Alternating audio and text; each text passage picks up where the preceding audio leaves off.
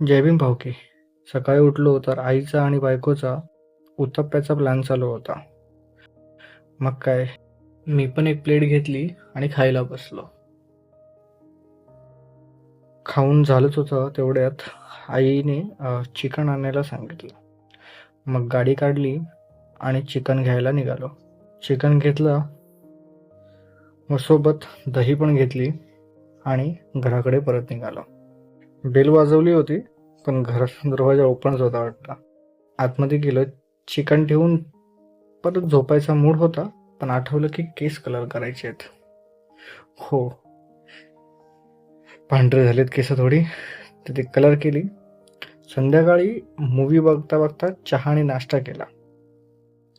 चहा नाश्ता करून थोडा फिरायला जायचा मूड झाला होता, म्हणून बायकोला घेऊन निघालो.